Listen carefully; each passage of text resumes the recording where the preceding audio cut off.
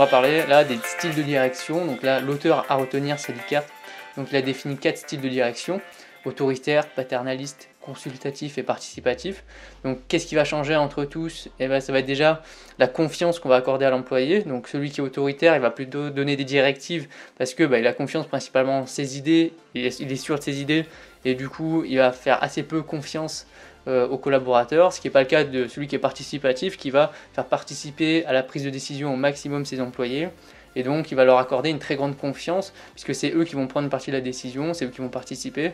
Donc il y a une partie avoir confiance en l'équipe, mais il y a aussi une partie comment est-ce qu'on va gérer, manager. Ça va être, est-ce qu'on va manager par la récompense, est-ce qu'on va manager par la sanction. Donc souvent en tant qu'autoritaire, on va mettre des directives, et puis si c'est pas bien fait, on va sanctionner. Alors que celui qui est plutôt consultatif, il va plutôt expliquer comment faire, et celui qui est participatif, il va plutôt féliciter, il va plutôt se concentrer sur les axes d'amélioration. Donc c'est vraiment des styles de direction et qui vont dépendre de plein de choses.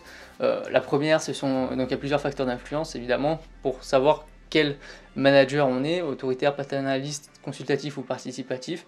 Donc il y a tout d'abord la personnalité du manager, en fonction de son vécu, de son expérience, de la façon dont il est. C'est à certains managers qui sont plutôt réservés et du coup qui n'ont pas forcément aussi le goût du risque, et donc ils vont mettre du temps à prendre une décision. Il y en a d'autres qui sont beaucoup plus entreprenants et du coup ils vont prendre une décision rapide, plutôt innovante, ils vont vouloir innover. Donc voilà, ça dépend de la personnalité du manager, de son vécu, de son expérience, de sa formation, de tout ce qu'il connaît. Deuxième facteur d'influence du style de direction, il va falloir adapter notre style de direction à la personnalité de l'équipe. En fonction du type de personne qu'on a en face de nous, il va falloir adapter un style de direction.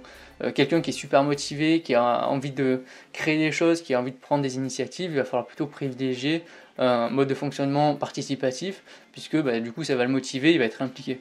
Alors quelqu'un qui est juste là pour, on va dire, un job alimentaire et qui est juste là pour avoir la sécurité du travail, le style autoritaire ou plutôt paternaliste sera plus adapté, parce que de toute façon il n'est pas plus motivé que ça. Il fait son travail mais sans plus, donc on lui donne des directives. Il y a même des gens qui aiment justement qu'on leur donne des directives parce qu'ils n'arrivent pas à prendre des initiatives. Donc voilà, il faut adapter en fonction de ces deux facteurs.